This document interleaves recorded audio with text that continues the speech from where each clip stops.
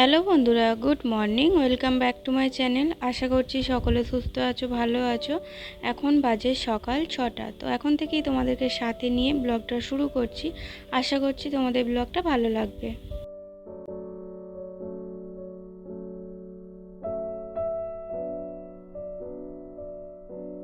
আজকে এত তাড়াতাড়ি ঘুম ভাঙার কারণ হচ্ছে কারেন্ট চলে গেছে, তাই জন্যেই ঘুম ভেঙে গেছে আর কি। আর এত সকাল সকাল যদিও আমি উঠি না, তো মাঝে সাঝে ওঠা হয়, যখনই ঘুম ভেঙে যায় তখনই উঠি। আর আজকে যেহেতু কারেন্ট চলে গেছে, তো মেঘলা ওয়েদার থাকলে কী হবে বলো তো, প্রচণ্ড পরিমাণে গরম। তো এই সকাল থেকেই গরমে একদম কি বলবো, নাজেহাল অবস্থা। তাই জন্য আর উঠে পড়লাম। আর বিছানায় তো একদমই শোয়া যাচ্ছে না, গরম কারেন্ট না থাকলে শোয়াই যাচ্ছে না। তো আমি নিচের জানালা টানালা সব খুলে দিয়ে এসেছি, কারণ মেয়ে ঘুমোচ্ছে, হাজব্যান্ড ঘুমোচ্ছে।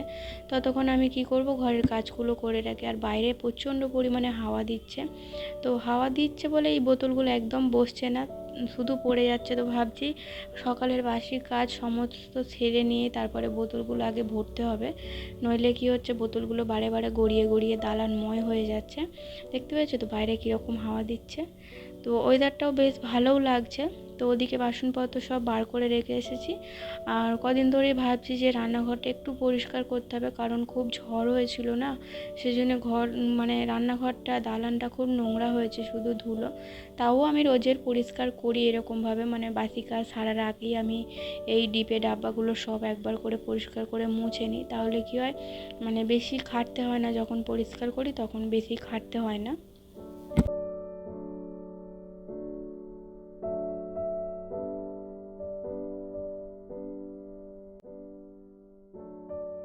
তো ভাবছিলাম যে এগুলো সব মুছে পরিষ্কার করে বাসনপত্র মেজে দালানটা মুছে নেব।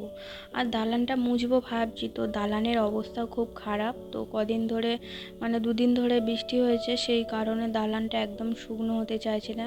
না মুছেই দালানের অবস্থা একদম ভিজে সপ করছে।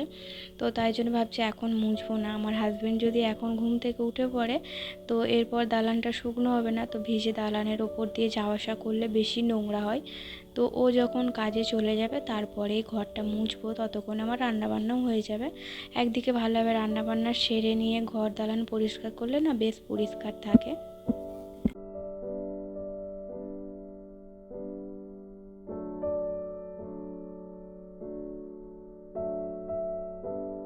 আমাদের তো সারাদিন বলতে গেলে রান্নাঘরেই কেটে যায়, রান্না বান্না করতে আর করতে।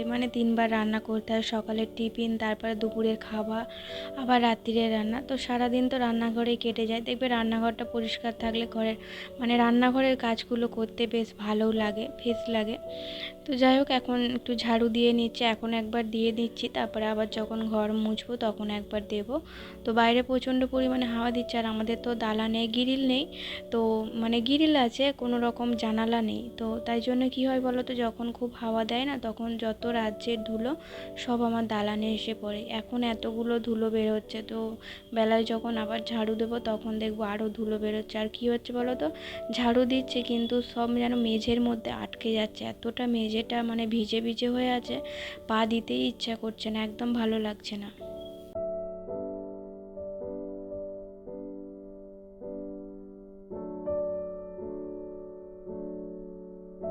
এই ঘরটা ঝাড়ু দেবো, তো এই ঘরটা বেলায় দেবো, এখন আর দিচ্ছি না, কারণ এখন টাইম হয়ে যাচ্ছে আমার হাজব্যান্ড ঘুম থেকে ওঠার। তো ঘুম থেকে ওঠা মানেই আমাকে চা করতে হবে, যতই কাজ থাক সব ফেলে রেখে আমাকে আগে চা করতে হয়। তো যেহেতু কাজে বেরোবে, চা খেয়ে স্নান টান করে তারপরেও কাজে বেরোবে, তাই আগে চাটাই আমাকে করতে হয়। তো এই ঘরটা সমস্ত রান্না বান্না সব কাজ কমপ্লিট হলে তারপরে ওই ঘরটা পরিষ্কার করবো। আর ওই ঘরটা ব্যবহার বলতে কি করি বলো তো, আমি একটু হাতের কাজ করি ওই ঘরে। তো তোমাদেরকে পরে আমি দেখাবো কি কাজ করি না করি, তো সেই জন্য ওই ঘরটা ব্যবহার হয়। তো ওই ঘরটা, আমি যে ঘরটা থাকি ওই ঘরটার থেকে এই ঘরটা আরও অনেক বড়।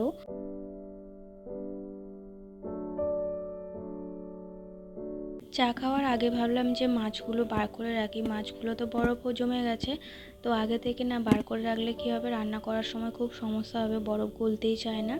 তো ভাবলাম চা যতক্ষণ হবে তারপরে টুকিটাকি কাজ করতে করতেই বরফটা গলে যাবে।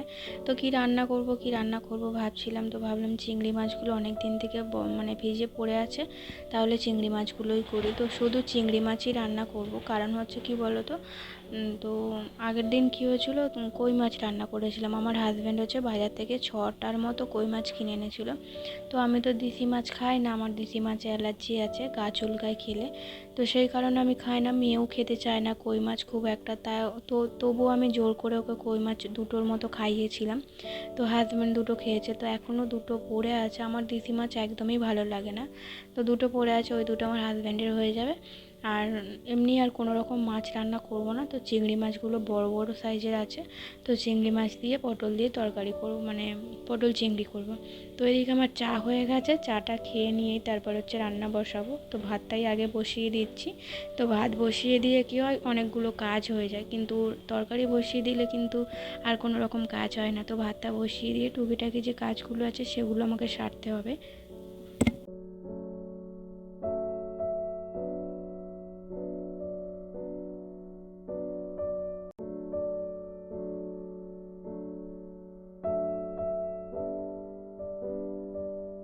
কদিন ধরে দেখছি যে বেসিনের মধ্যে কিছু ধোয়া যাচ্ছে না, মানে ধুলে কি হচ্ছে, নিচে দিয়ে জল পড়ছে। তো মাঝে সাঝে এরকম হয়, কিন্তু এবারে দেখছি অতিরিক্ত জল পড়ছে। তো কি হয় বলো তো, আমি যখন ভাতের ফ্যান ছাড়ি, তারপরে হচ্ছে কোনো রকম গরম জল, তো সবটাই না বেসিনের মধ্যে ফেলে দিই। তো তাই জন্য হয়তো যে আর কি আঠাগুলো দেয়া থাকে সেগুলো হয়তো গলে গেছে, তাই জন্যে মানে জল পড়ছে। মাঝে সাঝে পরে আবার একাই বন্ধ হয়ে যায়। এবারে দেখছি একদম বন্ধ হচ্ছে না, অতিরিক্ত জল পড়ছে। তো ভাবছি কি করব। তো এখানে আর জল ফেলা সেরকমভাবে বন্ধই করে দিয়েছি, কারণ রান্না করি না, জল গড়িয়ে এসে পায়ের কাছে পড়ে। তো এই যে দেখো চিংড়ি মাছগুলো বেশ বড় বড় আছে, অনেকগুলো চিংড়ি মাছ আছে। তো আমার এদিকে পটলের তরকারিটা হয়ে গেছে, আর কিচ্ছু রান্না করব না। তো আগের দিনের ডালও পড়ে আছে, ডাল আর পটলের তরকারি দিয়ে আমাদের হয়ে যাবে সবার। আর 2 পিস তো কই মাছ আছে, ওটা আমার হাজব্যান্ড খেয়ে নেবে। তো আমাদের এই দিয়ে হয়ে যাবে। রাত্রিরের চিন্তা রাত্রিরে হবে, আপাতত মানে দুপুরের খাওয়াটা খাই, তারপরে রাত্রিরে চিন্তা করব।